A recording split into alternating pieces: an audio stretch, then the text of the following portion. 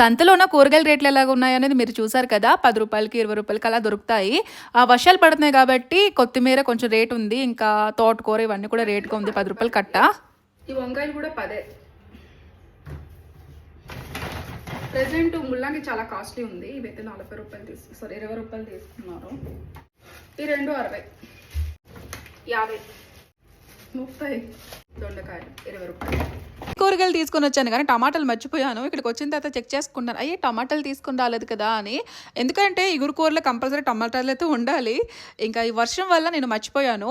So కూరగాయలు అంతా కూడా పర్వాలేదు, నార్మల్ రేట్లో ఉన్నాయి. కానీ ఇంకా ఆకుకూరలు ఏంటంటే ఒక్కొక్క కట్ట రూ. 10 లెక్క అమ్ముతున్నారు. అంటే వర్షం పడుతుంది కదా, సో ఈ ఆకుకూరలు బేగి మునిగిపోతాయి. అందుబట్టి కొంచెం రేట్ ఎక్కువ. చాలా ఇష్టము అసలు ఈ పువ్వులు అంటే. ఇంకా తెచ్చిన వెజిటేబుల్స్ అన్నీ కూడా సర్దుకోవాలి. టైం 5:30 అవుతుంది. టీ అయితే చేసుకుంటాను. ఎన్ని రోజులు అయిందో ఈ మిరప గుళ్ళు ఉంటాయి కదా, ఇవైతే తీసుకున్నాను. దీంతో ఇడ్లీ చేసుకుంటే చాలా బాగుంటుంది. తినాలి, ఎక్కువ తినకూడదు.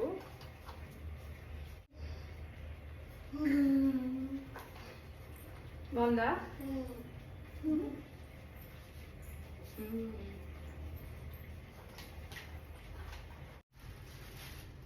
టంపులో పూలంటే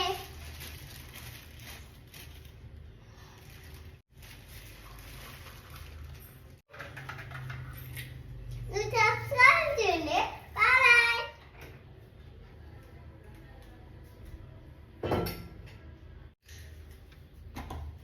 అంటే వర్షాలు పడుతున్నాయి, లేదంటే మాకు రూ. 10 కల్లా వంతులు దొరుకుతాయి. ఈ వర్షాల వల్ల ఏంటంటే కొంచెము కరివేపాకు, ఆకుకూరలు అనేవి కొంచెం కాస్ట్లీగా ఉన్నాయన్నమాట. 3 కట్టల కొత్తిమీర, ఒక కట్ట కొత్తిమీర రూ. 10కి అమ్ముతున్నారు.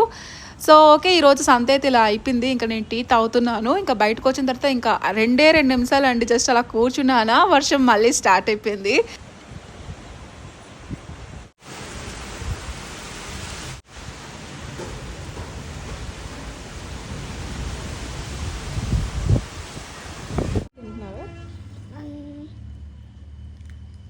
అవేంటవి? మా జున్ను ఎలాంటి అంటే బెండకాయలు, దొండకాయలు, కాకరకాయలు.